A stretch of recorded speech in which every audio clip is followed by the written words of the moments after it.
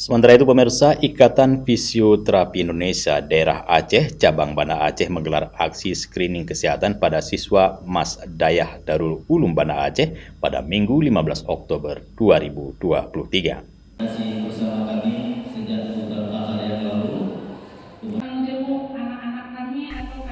Kegiatan ini merupakan bahagian dari Aksi Nasional Fisioterapis yang digelar serentak di 34 provinsi dalam rangka menyongsong Hari Kesehatan Nasional 2023. Adapun jenis screening yang dilakukan bagi siswa-siswi Dayah Darul Ulum Banda Aceh meliputi screening postur, keseimbangan, fleksibilitas, dan resiko stroke.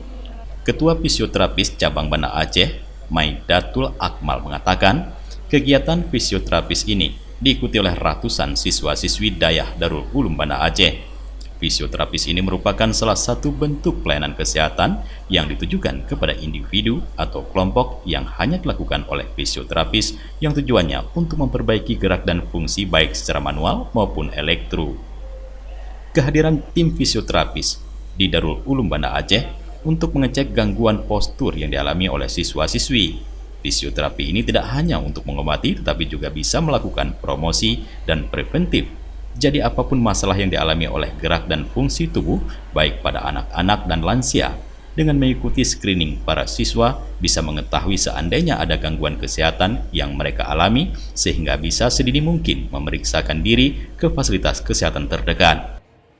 Dalam aksi nasional itu sebenarnya ada 6 pemeriksaan atau 6 screening, yaitu screening stroke, screening lansia, screening sedentary life, screening stunting pada anak, screening postur, dan yang kita pilih di sini di Aceh adalah screening postur. Namun di cabang lain ada yang melaksanakan 3 bahkan sampai ke 6 screening tersebut.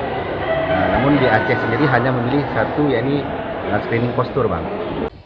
Screening fisioterapis yang dilaksanakan secara serentak di seluruh Indonesia mendapatkan rekor muri. Dari Banda Aceh, Tim Liputan Aceh TV melaporkan.